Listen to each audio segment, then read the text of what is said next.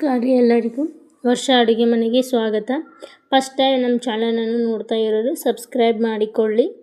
ಇಡ್ಲಿ ಅಂದರೆ ಯಾರಿಗಿಷ್ಟ ಇಲ್ಲ ಹೇಳಿ. ಚಿಕ್ಕವರಿಂದ ಹಿಡಿದು ದೊಡ್ಡವರವರೆಗೂ ಎಲ್ಲರೂ ಇಡ್ಲಿಯನ್ನು ಇಷ್ಟಪಟ್ಟು ತಿಂತಾರೆ. ಅತ್ಯಂತ ಮೃದುವಾದ ಇಡ್ಲಿಯನ್ನು ಹೇಗೆ ಮಾಡೋಣ ಅಂತ ನೋಡೋಣ ಬರ್ರಿ. ಈಗ ಇದನ್ನು ಮಾಡಲು ಟೀ ಕುಡಿಯುವ ಲೋಟದಲ್ಲಿ 1 ಲೋಟದಷ್ಟು ಉದ್ದಿನಬೇಳೆ ಹಾಕ್ಕೊಂಡಿವ್ರಿ. ಈಗ ಇದಕ್ಕೆ ನೀರು ಹಾಕ್ಕೊಳ್ರಿ. ನೀರು ಹಾಕ್ಕೊಂಡು ಈ ರೀತಿ ಕೈಯಲ್ಲಿ ಈ ರೀತಿ ಸ್ವಚ್ಛಾಗಿ ತೊಳ್ಕೊಳ್ರಿ.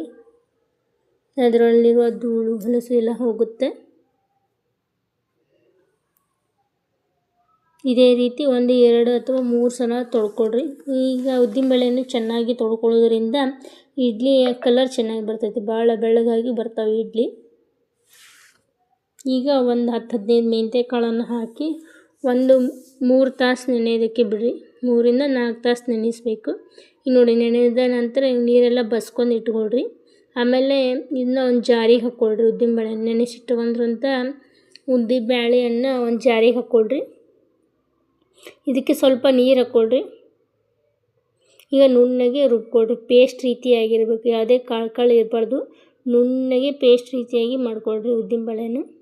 ಈಗ ಇನ್ನೊಂದು ಪಾತ್ರೆಗೆ ರವೆ ಹಾಕ್ಕೊಳ್ರಿ. ನಾವು ನೋಡಿ ಈ ಗ್ಲಾಸಲ್ಲಿ 1.5 ಗ್ಲಾಸಷ್ಟು ರವೆ ಹಾಕ್ಕೊಂಡಿದ್ದೇವೆ. ಈಗ ಇದಕ್ಕೆ ನೀರು ಹಾಕ್ಕೊಳ್ರಿ. ನೀರು ಹಾಕ್ಕೊಂಡು ರವೆಯನ್ನು ಚೆನ್ನಾಗಿ ತೊಳ್ಕೊಳ್ರಿ. 1, 2 ಅಥವಾ 3 ಸಲ ತೊಳ್ಕೊಳ್ರಿ. ಅಂದರೆ ಇಡ್ಲಿ ಚೆನ್ನಾಗಿ ಬರ್ತಾವೆ. ಕಲರ್ ಇಡ್ಲಿ ಭಾಳ ಬೆಳ್ಳಗಾಗಿ ಬರ್ತಾವೆ.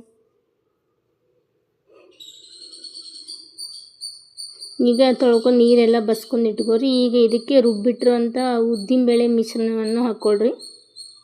ಹಾಕ್ಕೊಂಡು ಕೈಯಲ್ಲೇ ಒಮ್ಮೆ ಚೆನ್ನಾಗಿ ಕಲಿಸ್ಕೊಳ್ರಿ.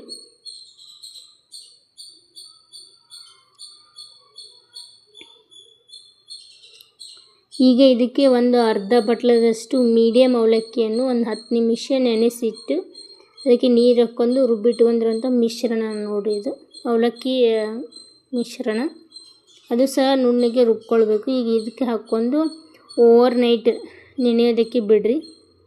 ನೋಡಿ, ಓವರ್ನೈಟ್ ನೆನೆದ ನಂತರ ಬೆಳಗ್ಗೆ ಇಡ್ಲಿ ಮಾಡೋಕ್ಕಿಂತ 1 ತಾಸು ಮುಂಚೆನೇ ಒಂದು ಅರ್ಧ ಚಮಚದಷ್ಟು ಇದಕ್ಕೆ ಸೋಡಾ ಪುಡಿ ಹಾಕ್ಕೊಳ್ರಿ.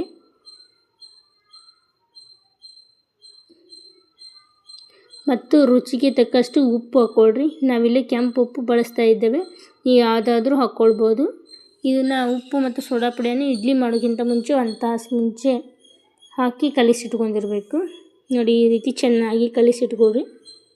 ನಾವು ಉಪ್ಪು ಮತ್ತು ಸೋಡಾ ಪುಡಿ ಹಿಟ್ಟಿನೊಂದಿಗೆ ಚೆನ್ನಾಗಿ ಮಿಕ್ಸ್ ಆಗಬೇಕು.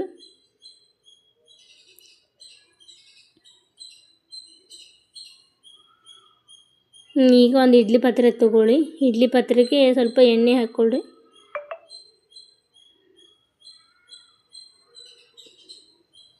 ಈ ರೀತಿ ಎಣ್ಣೆ ಹಚ್ಚೋದ್ರಿಂದ ಇಡ್ಲಿ ಪಾತ್ರೆಗೆ ಅಂಟ್ಕೊಳೋದಿಲ್ಲ. ಅದರಿಂದಾಗಿ ಸ್ವಲ್ಪ ಎಣ್ಣೆ ಹಚ್ಕೊಳ್ರಿ. ನಾವಿಲ್ಲಿ ಶೇಂಗಾದ ಎಣ್ಣೆ ಹಚ್ಕೊತಿದ್ವಿ, ನೀವು ಯಾವುದಾದ್ರೂ ಒಳ್ಳೆಣ್ಣೆ ಹಚ್ಕೊಳ್ರಿ. ಈಗ ಇದಕ್ಕೆ ರುಬ್ಬಿಟ್ಟಿರೋಂಥ ಮಿಶ್ರಣವನ್ನು ಹಾಕ್ಕೊಳ್ರಿ. ಈ ಮಿಶ್ರಣ ಹಾಕ್ಕೊಳ್ಳೋಕ್ಕಿಂತ ಮುಂಚೆ ಇನ್ನೊಮ್ಮೆ ಚೆನ್ನಾಗಿ ಕಲಿಸ್ಕೊಳ್ರಿ. ಕಲಿಸ್ಕೊಂಡು ಹಾಕ್ಕೊಳ್ರಿ, ಅಂದರೆ ಇಡ್ಲಿ ಚೆನ್ನಾಗಿ ಬರ್ತಾವೆ, ಮಸ್ತಾಗಿ ಬರ್ತವೆ. ನೋಡಿ, ಇದೇ ರೀತಿ ಎಲ್ಲ ಹಿಟ್ಟನ್ನು ಪ್ಲೇಟಿಗೆ ಹಾಕ್ಕೊಳ್ರಿ. ಹಾಗೆ ನಮ್ಮದು ಇನ್ನೊಂದು ಚಾನಲ್ ಇದೆ, ವರ್ಷ ವ್ಲಾಗ್ಸ್ ಅಂತ. ಡಿಸ್ಕ್ರಿಪ್ಷನಲ್ಲಿ ಲಿಂಕ್ ಕೊಟ್ಟಿರ್ತೀನಿ, ಹೋಗಿ ನೋಡಿ ಆ ಚಾನಲನ್ನು. ಆ ಚಾನಲ್ ನಿಮಗೆ ಇಷ್ಟ ಆದರೆ ದಯವಿಟ್ಟು ಆ ಚಾನಲನ್ನು ಸಹ ಸಬ್ಸ್ಕ್ರೈಬ್ ಮಾಡಿಕೊಳ್ಳಿ. ಈಗ ಇಡ್ಲಿ ಪಾತ್ರೆಯಲ್ಲಿ 1-2 ಗ್ಲಾಸಷ್ಟು ನೀರು ಹಾಕ್ಕೊಳ್ರಿ. ನೀರು ಬಿಸಿ ಆಗಬೇಕು. ಸ್ವಲ್ಪ ಬಿಸಿ ಆದಮೇಲೆ ಇದಕ್ಕೆ ಇಡ್ಲಿ ಹಿಟ್ಟನ್ನು ಹಾಕ್ಕೊಂಡಿರುವ ಪ್ಲೇಟನ್ನು ಇಟ್ಕೊಳ್ರಿ. ಪ್ಲೇಟನ್ನು ಇಟ್ಕೊಂಡು ಲೋ ಅಥವಾ ಮೀಡಿಯಮ್ ಫ್ಲೇಮಲ್ಲೇ ಒಂದು 5 ನಿಮಿಷ ಬೇಯಿಸ್ಕೊಳ್ರಿ.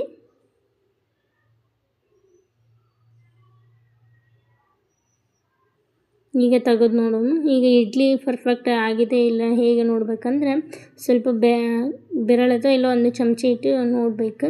ಕೈಗೆ ಹಿಟ್ಟು ತಾಗದೇ ಇದ್ದರೆ ಇಡ್ಲಿ ಪರ್ಫೆಕ್ಟಾಗಿ ಆಗಿದೆ ಅಂತ ಅರ್ಥ. ಈಗ ಗ್ಯಾಸ್ ಫ್ಲೇಮ್ ಆಫ್ ಮಾಡಿ ಒಂದು ಸ್ವಲ್ಪ ತಣ್ಣಗಾಗಲು ಬಿಡಿ. ಈಗ 1 ಚಮಚ ತೊಗೊಳ್ರಿ. ನೋಡಿ, ಚಮಚೆ ಸಹಾಯದಿಂದಾಗಿ ಈ ರೀತಿ ಇಡ್ಲಿ ತಗೊಳ್ರಿ. ನೋಡಿ, ಈಗ ಚಮಚೆ ಸಹ ಬೇಡ, ಹಾಗೆ ಸಹ ಬರ್ತಾಯಿದೆ ಕೈಗೆ.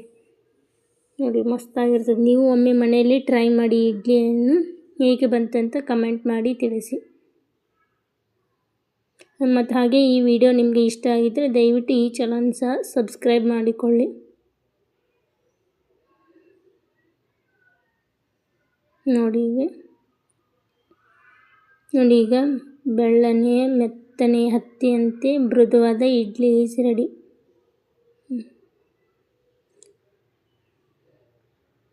ಈ ವಿಡಿಯೋ ನೋಡಿದ್ದಕ್ಕಾಗಿ ತಮ್ಮೆಲ್ಲರಿಗೂ ಧನ್ಯವಾದಗಳು.